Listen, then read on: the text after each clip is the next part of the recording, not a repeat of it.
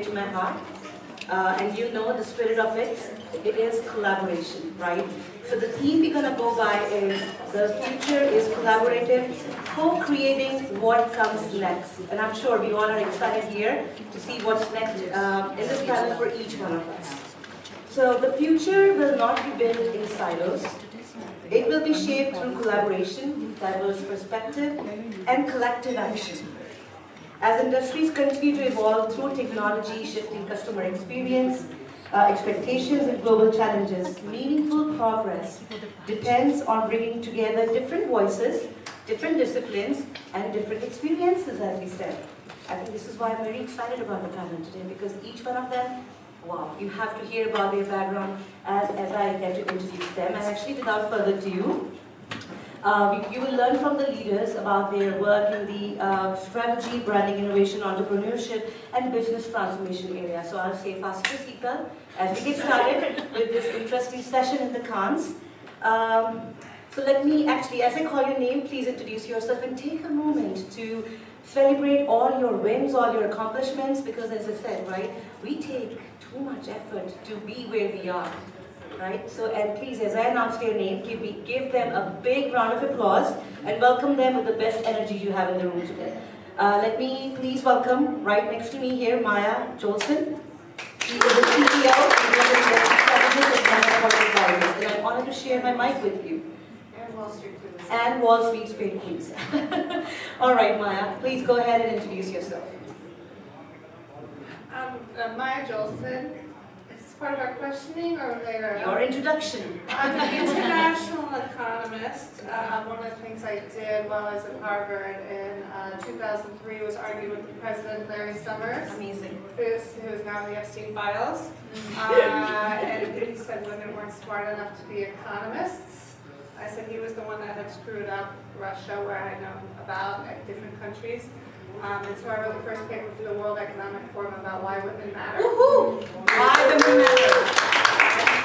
More about that later. Yes. And then I went into finance at New York, Wall Street. I did a research center in London. I worked for a Russian African investment bank, as well as international emerging markets. I worked at big firms as in private wealth investing, so I'm a stock market guru. I'll tell you how to make money that those boys don't understand. That's okay, we'll pass it on. All right, I'll take that, Maya. Thank you. Thank you so much. Next up on my list is, and I'm not going to go in a round robin the fashion of like next to next. I want you to keep your eyes very active on our panelists. Right, next up I have Kit Altin. He is the CFO of Zane. Please go ahead and introduce yourself. The awesome you. Yeah, perfect. Oh, actually, no. Good stuff? Yeah. Yes. So, all right. Hi everyone, I'm very happy to be here. My name's Kit. I'm the Chief Strategy Officer at the Gate London, which is part of MSQ. I've been a strategist for many years. I don't know how to introduce myself. I'm Campaign's Global Strategic Leader of the Year. I've won more APG Gold Awards in the last decade than any other strategist in the world. And I'm also a teacher and an educator, so I've been teaching for 15 years for people like the NAD and the IPA, and I speak at South by Southwest every year. Thank you. All right, next we have Paulina Jones. Woo! Thank you. I'm Paulina. I work in experiential marketing at 160 over 90, and I'm basically in charge of helping brands stay culturally relevant. I have clients like Marriott Bonvoy, Wells Fargo, Visa, and we work across life experiences that stretch all across sports and entertainment and hospitality. So we do the Super Bowl, the NFL Draft, F1, you name it, we're doing it. So thank you for having me. I'm excited for this conversation. Fantastic, welcome. Next up we have Leslie Zane. Hi everybody, it's an honor to be here with all these very accomplished women. I started my career in brand management at the likes of Procter & Gamble and Johnson & Johnson. And I will say that when I was there, I was astounded that many of the brands that they owned weren't growing. And I said, what's up with this? If they don't know how to make marketing the engine of growth, that means nobody knows. And my ideas were not well accepted back then. I was challenging some traditional assumptions. I was talking about instinct 30 years before behavioral science was a thing. And in 1995, I decided to start my own company to essentially find out how do we grow brands, but do it in a way that actually works and brings people together. And I've been doing that for 30 years, and I'll tell you more about that as we go. Amazing. Welcome. I'm all set. So as I give it next to you, Miss Skittles. Who's that, Mary Seeds? Hi everyone, my name is Mary Seeds. I am the founder of the icing agency, Pardon My Voice. It is certainly going out. We are last day of camp. Can everyone celebrate? I know, Mary. We were at concert last night. Yeah.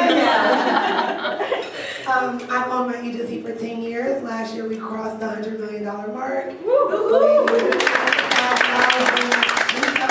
a row. And I work with amazing founders, from startups to the bigger brands, from Procter & Gamble, TikTok, Meta, all of those. And I also own the largest female-focused co-working space. Fantastic. Please keep that mic to yourself, because I have a question before we can kick off in our panel, right? It's a rapid fire round, and Stuti probably knows that we always love to kick off in the win spirit. Yes. So my ladies, right, give me that one win word, or the spirit that you're feeling as part of Cannes. So let's start with you, Mary. Yeah, my one win word would be iconic. Iconic, ladies. Wow. All right, what's up with you, Leslie? I would say, since I had the pleasure of both meeting Mel Robbins and listening to Oprah Winfrey, inspired. All right, we have two eyes in the row, back to back. So iconic, inspired. Winfrey soon. All right, so iconic, inspired, and let's move next to you, Paulina. What's your buzzword for the win? I am here with my program, which is the Creative Ladder, and they're supporting me, so I'm so thankful. And the word I would use is transformative, because this is my first Can, and I'm just having an amazing time. I'm learning so much, and I'm so happy to be here. Fantastic. Transformative. Let's see what we have from you, Kit. Wow, okay. My word is serendipity, because there's such a magic that happens when you leave that little bit of space. You know, to meet people you never expected to meet and make connections you never expected to make. And I think that's part of the real magic of this week. So yeah, serendipity. Serendipity. So we have iconic, inspiring, transformative, serendipity. And let's wrap up with you, Maya. What's your buzzword or your win word? Melody. Melody, yes. Who doesn't love music? Yay! Music. What's your theme song and what's your melody? Amazing. What's your anthem? Perfect. And while you have the mic, let's kick it off with you, Maya. My first question to you is actually, you were one of the women at Davos, and you played a pioneering role in catalyzing the start of World Economic Forum, influential and renowned gender reports. Tell us how you led that change for women's equality and opportunity. Thank you. So I was studying at Harvard, getting my master's degree in international economics. I had spent time in Russia and developing countries, and the Harvard president was Larry Summers, who's now in the Epstein files. But basically, he's been the most important economist for the last 30 years. So it shows how many women have been kept out of the industry. And I would argue with him about economic policy, and he often told me I was right. But then he said women weren't smart enough to be economists. So it was very hard to get into the PhD program given this situation. So I had like big economic ideas. I said, what's the World Economic Forum doing about women? They're committed to improving the state of the world. So through my professors, actually from Bangladesh, who started Green Phone, by realizing the opportunity there is in lending money to women and cell phones, we connected with the World Economic Forum. And they said, well, we have a leaders initiative. There are two women. We have no money, no time, no resources, no vision. And the CEO, Klaus Schwab, doesn't know why women matter. So I went to the World Economic Forum Geneva, and I said, okay, let's make the business case. So that became the first panel at Davos in 2004 on why women matter. They put us in the worst time slot, 9 a.m. on a Saturday morning. But we got 100 CEOs to show up. Fantastic. And- Then we have a round of applause. Thank you. And I was even arguing with Bill Gates, who's now also in the Epstein files.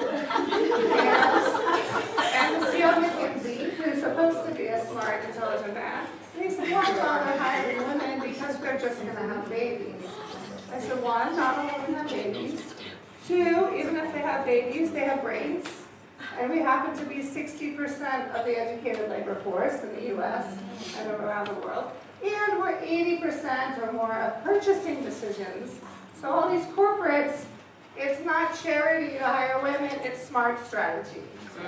Love So that, on the back of that, they said, oh, maybe we should put some more money into women, and they started the gender program, and they launched the gender report all in 2005. And so I'm happy to help catalyze that effort. It's at least tracking the state of progress or the lack of progress for women. So Absolutely, and thank you so much for sharing that insightful data set and metrics with us. With that, I'm still keeping your win word with me, Melody. With that, I'll pivot to Mary next. Mary, wow, you said you have built business around community, creativity, and collaboration. Can we give it up to 3 C's here? Yeah, actually 4. Right? All right, so from your perspective, what does meaningful collaboration look like in today's fast-changing business environment? Yeah, absolutely. I think the biggest thing is really deeply knowing your audience. You have to touch the soul before you touch the sale. That's straightforward, And so iconic many answer. people- Touch the soul, iconic answer, straight there. So many people start off with the sale and the offer and the things that they want to get in front of you before they actually understand what you need for yourself, right? And so I built all of my products, all of my businesses around actually touching the souls. I care so much more, which is why my businesses have scaled without any ads, because I care so much more about touching that one individual person and getting that one review, and then that one review turns into 5 more reviews and 10 reviews and 20 reviews, and then I can actually do a case study to know that my actual product works.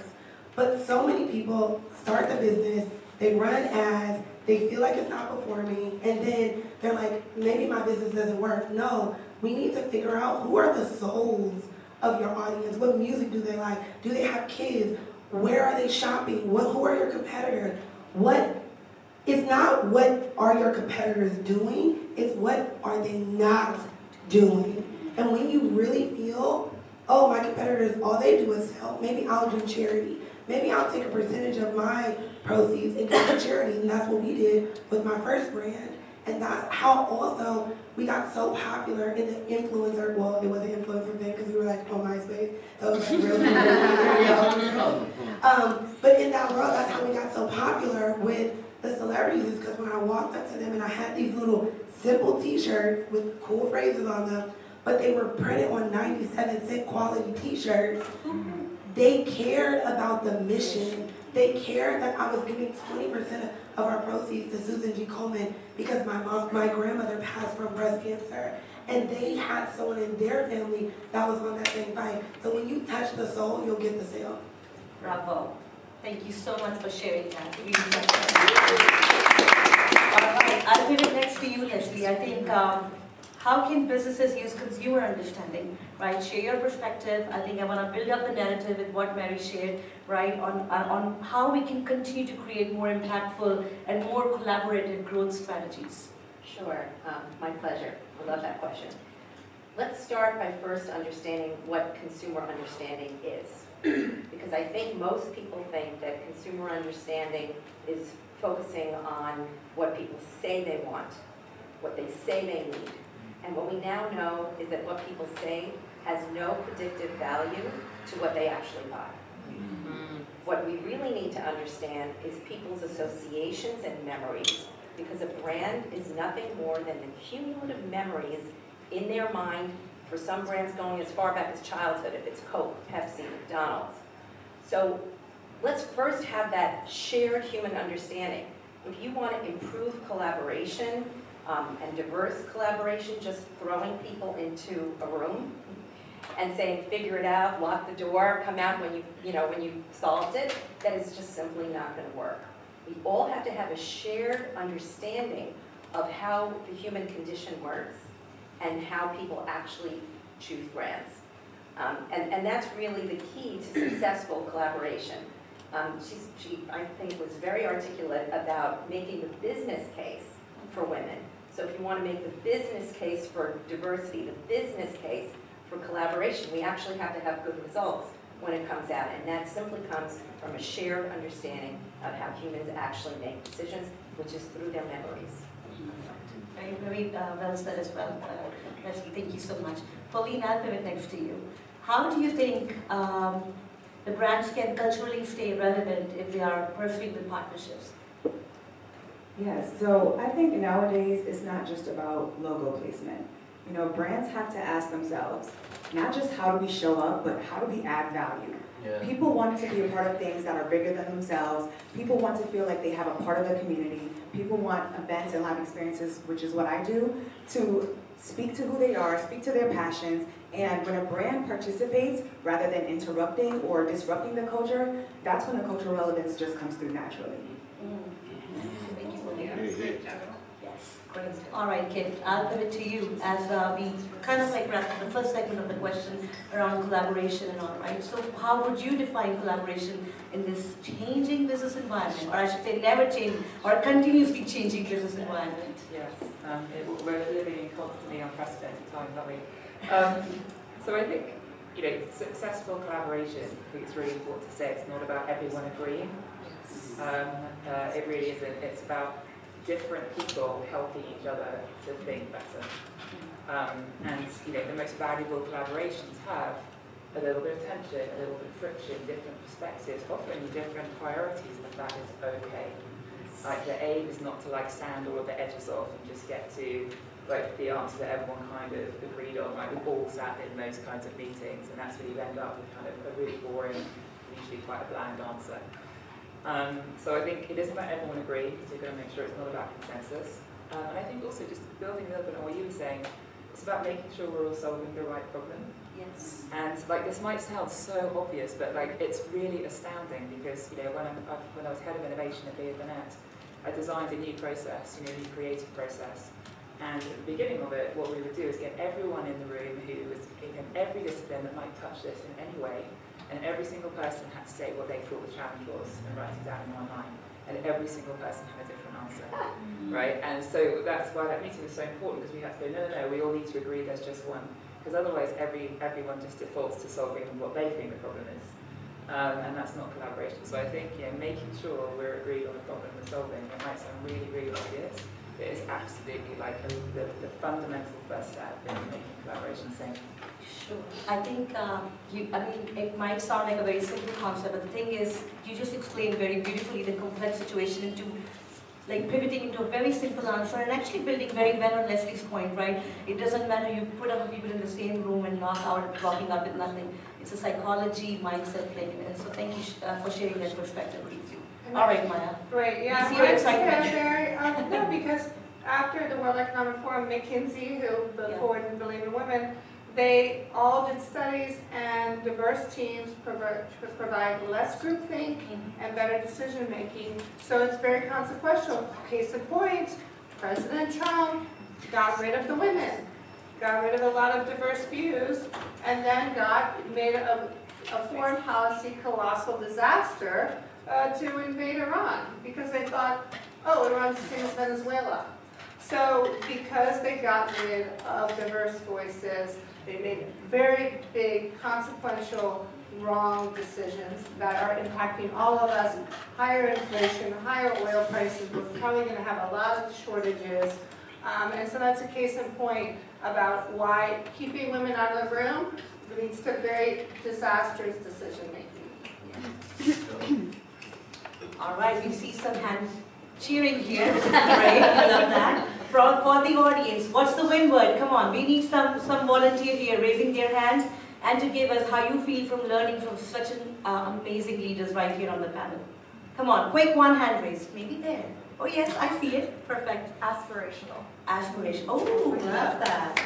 Thank you. Thank you so much. What's your name? I'm Sabina. I'm a content creator at Girl vs. Live, and you are all fabulous. Yeah. Thank you, Sabina. Can I just add something to what she was saying? Please, Just to build on that. I think what happens is, we think that diverse thinking is about everybody having a completely different idea. But the truth is, what we've learned at my company, Triggers, is that human beings are much more similar than they are different. And what women are particularly good at is actually finding the similarities and commonalities that enable a group to kind of come together and reach, a terrific achievement. So I think one of the things that I think we don't do well is I think we focus too much on differences with consumers, with teams, with organizations.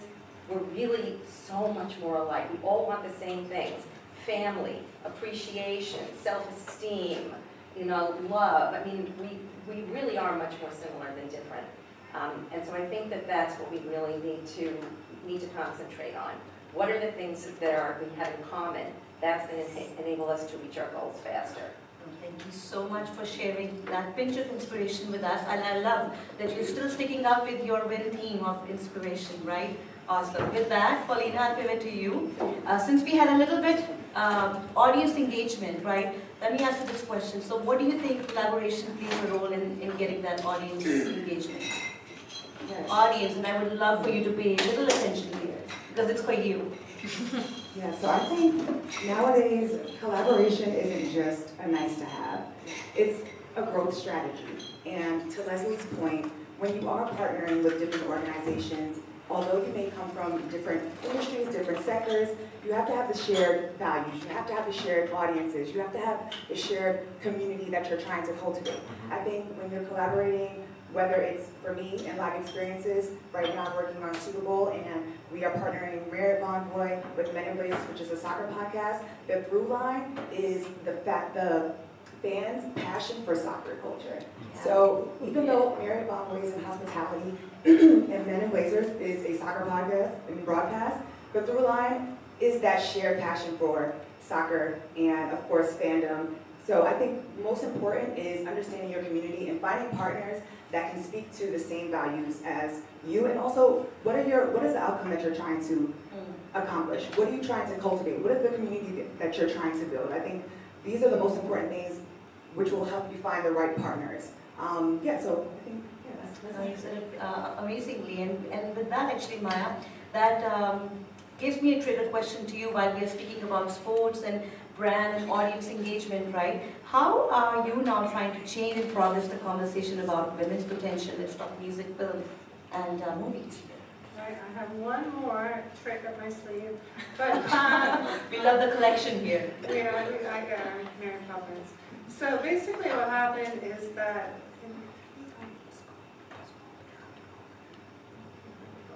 what happened We love the shared value, the shared partnership here. I went the analytics route, I went the Harvard route. I'm like, okay, statistics show men that diversities matter. Yet I go to these banks, even in 2014, and I'm still the only woman out of 20, and underpaid, undermined with all my degrees, Harvard degree, whatever, and they still underpay and undermine me. And I still rose up, I did talks to the Harvard Club, about global investments, I got clients. So I said, how do we get through these men and these companies that claim they're the best place to work for women? And I said, it's through music and movies. So I said, well, if I get played by Jennifer Lawrence, or my movie did you actually see Wolf of Wall Street? I worked in the same exact building after college, after Wesleyan, as those guys. But you saw how women were treated then. Okay, so I got fired for, I didn't give sexual favors to my boss at lunch. And I did these crazy things like read the Wall Street Journal during the breakfast, and so I got fired. So I then worked for the internet, with the founder of the internet and the Defense Department. And then I went to get my MBA and went this analytic route, but it didn't work, right? So I said, how do we get through? So I said, music and movies, let's change the conversation around songs. A lot of them are pretty pejorative towards women. And girls at a young age are being pushed princesses. How do you become a princess? You beat up 10 other girls to get the man's attention. It creates girls fighting it with each other at a young age. And they're put in the pink box. So I said, a little girl gets a pink present. It's pink again, it's pink again, everything I get is pink. It's pink again, it's pink again, everything I get is pink. And you know what? And you know what? And you know what? I don't want to wear pink, I want to wear red. The color of the heart and a super fast car. I want to wear every color of the rainbow and every color in between. Okay, maybe pink sometimes, but not every day because I get so much more to say. Okay, maybe pink sometimes, but not What's the name of this because I song? want some variety. I want to wear every color. Let's change the amount of colors we can wear as a girl. Let's Well, not put us in the pink box.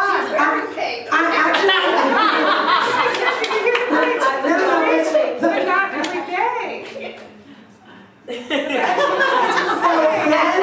Says the woman that has a pink car. Yes. 20,000 square feet co-working space is pink. Yes.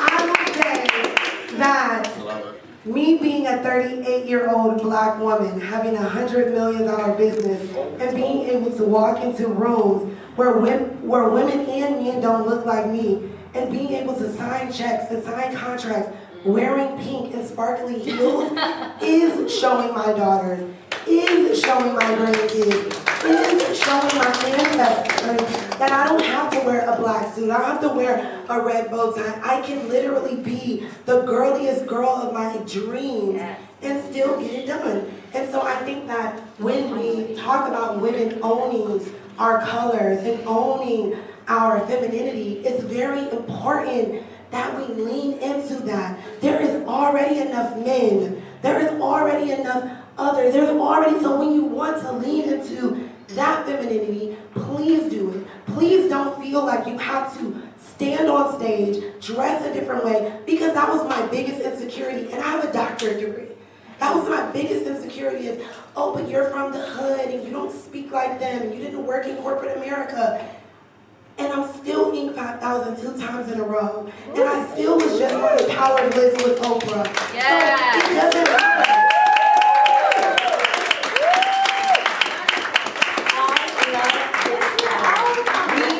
Maya, thank you for making it melodious and married, right?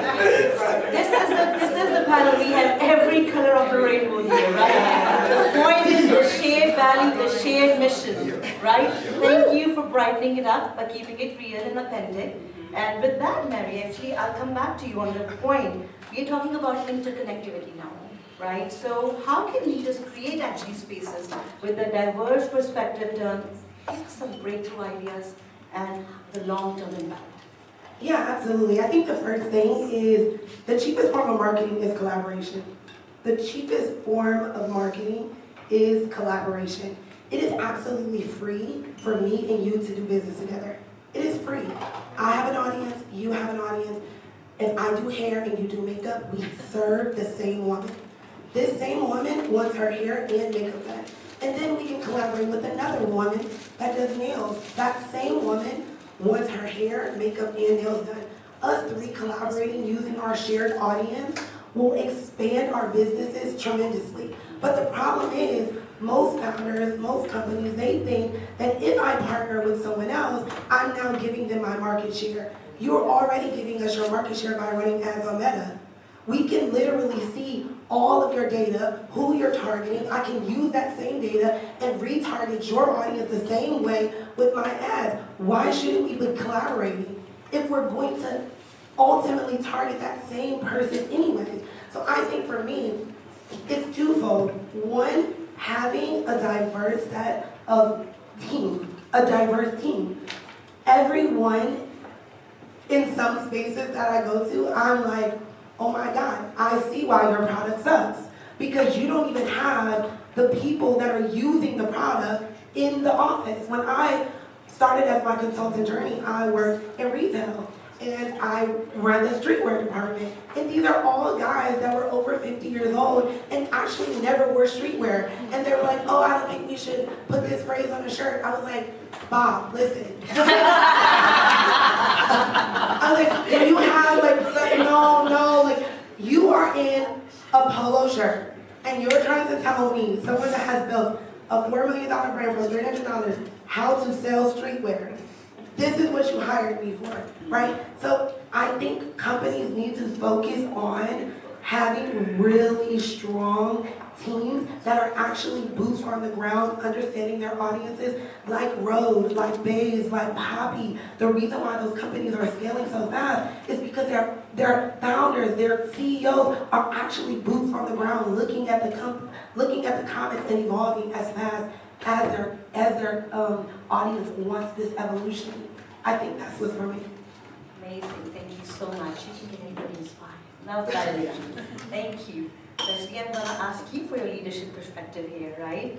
So tell us what leadership shifts are needed. When we are creating these innovation and transformation, actually for the years ahead. Yeah. Give that lens to us. Yeah, so I think what is going to change very rapidly is going to continue to be technology. By next year, you won't be booking your own trips. Your AI will be doing that for you. You won't be buying your own groceries. It will be doing that for you. So everything is going to change extremely rapidly, and that's technology. But human nature changes very slowly. And that's actually what we need to focus on, because if you focus on understanding how humans make decisions, which, as I have told you, is based on instinct. It's literally, they're on autopilot, reaching for their go-to brands. That is actually fueled by your memories. That is the essence of everything that we need to hold on to. And if you understand how humans make decisions, then it doesn't matter if technology changes. You keep coming back to how people make the decisions they make, which is understanding their implicit barriers and drivers that are really hidden from you. You can't ask people what they want. I told you that's like asking the conscious mind a conscious question. That doesn't work. You have to tap into their unconscious mind, their instincts. That is actually what drives choice. So leadership needs to take advantage of many different types of competencies. You're going to need AI, which recognizes patterns. You're going to need behavioral science, which is the study of human decision making. You're going to need neuroscience, because you need to understand how the brain works. You're going to need strategy, because that gives you focus. You're going to need creativity, because that's what creates memories in the brain and drives people to come back and buy your brand over and over again. So successful leadership in the future is going to be leaders who can bring all of these competencies together, and that's what I actually think of as diversity. I don't think of diversity as people diversity. I think of diversity as diverse perspectives, diverse disciplines, bringing those all together. And I think leadership is going to have to move from competence to curiosity, because that's really what we need to open our minds to, that we don't know everything. Leaders can't say they know it all. They absolutely don't. And they have to go from really managing businesses to greater human understanding. Can we have a round of applause? I love it. And very well articulated that it should be not the diverse just from the people perspective, but from different competencies perspective. Very valid, and thank you for bringing in that human promptness in the world of AI prompts, right? All right, so Kit, I would love to see any additional insight to you from the leadership perspective. Yeah, I think I'd like to build a bit on Leslie's point really, which is around, and I guess I'm really thinking particularly from a strategy leader's perspective, where increasingly, I think traditionally the job as the strategist is like, what's the answer? There's that moment in the meeting, everyone turns around and kind of looks at you, it's absolutely terrifying, and they're just like, yeah? You're like, oh, it's me, okay. And yeah, someone once described it as having to be clever on demand, which I've always thought was absolutely terrifying. But yeah, it used to be like, right, what's the answer? The one golden answer that's going to solve all of our problems. And it's probably that was never realistic, and I think particularly today it definitely isn't realistic. I think increasingly the job of a strategy leader is to be a kind of like a conductor of an orchestra. You know, you're kind of you're translating between people. You're kind of facilitating. You're enabling. You're taking in a little bit of something from this person here and something from that person there, and using it to kind of to form like the overall piece. So it's a really, really interesting role, and I think again it does speak to the collaboration point as well, which is, you know, you've got to be able to kind of bring all those disciplines kind of into harmony together. As I said, not to be a complete consensus, but to be able to create the conditions where there can be healthy friction and get you to a good answer. And it might not be the only right answer, but you know, in the pace things move today, you've just got to get to a good answer and move. Amazing. Thank you for orchestrating for that for us. Amazing. I think you weaved it very well with a different perspective we had on the panel. And Mary, I'll actually come back to you, right? I think you shared one of your personal stories as well. Maybe something for you and Maya, because we are bringing that melodious touch as we almost wrap up the panel. But definitely one more question for all the audience. But Maya, you were saying something about the Supreme Court Justice Ruth while we were having a little bit of cappuccino, right? What's the Martin Luther King perspective you want to bring in from the women's right perspective? Well, And Mary, please feel free to voice it. I'm just saying, well, I mean, basically my father was a Jewish refugee. He escaped, my grandfather escaped the communists and then was in Paris and was a poor immigrant. And my Austrian grandmother escaped the Nazis because they're Jewish. And my dad was a refugee in America, but he made his way to Harvard Law. At Harvard Law, he sat next to Marty Ginsburg, Ruth Bader Ginsburg's husband. And they got along, and she's loving to meet Ruth. So actually, so Ruth was an inspiration for me as far as changing women's rights in America. A woman couldn't get a mortgage until she changed the laws in the 70s to say, no, a woman shouldn't have to have a male co-signer in order to get a house. As well as they could say in finance, I can't be an equity analyst because you're a woman. And so she changed those laws. And what I'm trying to do with World Economic Forum is, well, we still need to change the culture. There's still this fraternity board culture in America, bros before hoes. How's a woman going to succeed in that culture? In the UK, we have all boys' schools. So let's change the culture through music and movies. And so my dad actually died the same night. That was the last conversation was with Ruth. And he also loved Abraham Lincoln, and he's buried in the same cemetery. So I started to see God. And so that's why I started to do movies and things like that, and to say there is a broader purpose. And so it's... Thank you for sharing and bringing in our collaboration, creativity piece with your cultural perspective. Anything from you, Mary? Awesome. We'll wrap up with the final question of the panel. And let's go and take the turns and bring the brightness. So Leslie, what is one key takeaway for the audience here as we are all wrapping up the final day or the week of full of action it counts? Well, I'm very inspired by everybody here. This was wonderful. I would say that innovation comes from having diverse perspectives, but business growth really comes from understanding that we have more in common than we think. Beautiful. Thank you. All right, Paulina, we'll move next to you. Thank you.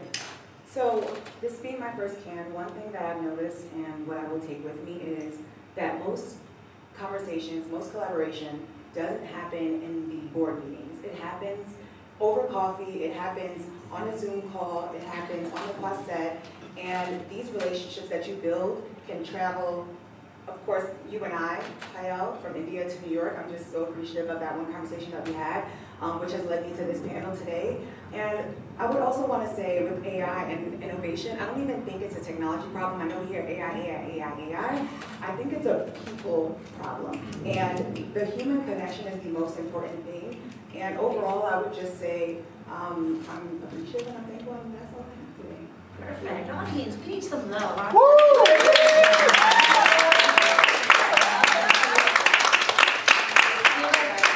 Your brightness. Literally what she was talking about. Yeah. Yeah, totally. Well, I just want to say one thing first, which is that I've been in this business for 25 years, and this is hands down the most fun panel I have ever been on. Thank you guys. Great. What a load of rock stars. Come on, they're absolutely incredible. So, Can you please repeat that for us? Take it on record. do you actually want me to repeat it? All right, ready? It's going to be very casual. I have been in this business for 25 years, and this is the most fun panel that I have ever been on. Okay, it's worth saying twice. But that's not my point. So one thing from today, I think there have been so many great points and perspectives and songs. Unexpected, but brilliant. Serendipitous, in fact. But yeah, I think I would just say it's this point around collaboration doesn't have to mean consensus. You know, yes, we're in a very fractured world where it can feel, very divided, and that we want to try and find the things that are shared, and that's really, really important, like emphasis. But actually, really, really productive collaboration is finding what's shared, but also allowing for that space to have that kind of really productive friction. So if you're looking to build better collaboration in your company or wherever it may be, then create the conditions for that. Let people know that it's okay to have that disagreement as long as you have it in a productive and positive way, and that is ultimately how you're going to move forward. So yeah, allow for a little healthy friction as well as celebrating the things that bring us together. Thank you. All right, Mary. Okay, I have 2 points. One, if you don't evolve, you will dissolve. And that point leads to a memory of, if you don't evolve, you dissolve. And this point brings me to a memory. I remember when I moved with my dad, he used to always take me on Fridays to Blockbuster to get a movie. And we would return it on Monday. And now my dad has my daughter who's 8 years old, and they watch movies every Friday together. And he's like, now I have to go on walks with her, and we walk just to the park where I miss walking and going to get a movie. And now we just turn on our TV and just watch it there. And it just reminded me that if you don't evolve, if you are so stubborn with staying the same, staying stuck in your ways, saying, oh, my business is fine, you will dissolve in every way, personally, professionally, in every single aspect of your life. If you're not evolving, you're dissolving. And then I just have to say this one last point. For those that don't follow me on social, follow me, it's a really good time. But yes, when I came to Europe, me and my bestie, we've seen that our friends took a picture with Oprah. And that is, my dad nickname for me is like Little O. And he's like obsessed with Oprah, more than me, obviously. But I was like, oh my God, I have to take a picture with Oprah, I have to take a picture with Oprah. And I remember one of my friends saying, oh, she's at the Carlton. So I'm in like 6-inch heels, like walking so fast to get to the Carlton. And I was a little bit, when we got there, she wasn't there, and I was so sad. I'm like, oh my God, I had all these plans to tell her this about my business and about that and blah, blah. And I was just really sad. And her hairstylist said, she's leaving, so you probably won't get to see her in Europe. And I was like, okay, yeah, no problem. I went home, I was a little disappointed. My dad at 10:30 the next morning said, hey, I'm 83 years old. I'm gonna live till I'm 100. But before I leave this earth, you have to take a picture with Oprah. I met Oprah an hour later. Oh. I was able to send this picture to my dad and see my dad cry for the first time in my life. And I just want to tell you guys that if you don't have a relationship with a higher power, whether it's God, the universe, or whomever, for me is God, please get them, because that relationship will literally change your life. Thank you for sharing this sparkling experience with us. What's your handle? Miss Skittles on Instagram, MZSKITTLEZ. Awesome. All right. Well, The melodious touch. actually, it's the Golden Touch. Ah. So I'm with a very innovative golden company. I met them. I went back to DC and was watching the president of South Africa, and I looked over there and I said, is that Jesse Jackson? it was Jesse Jackson, and I got a chat with him.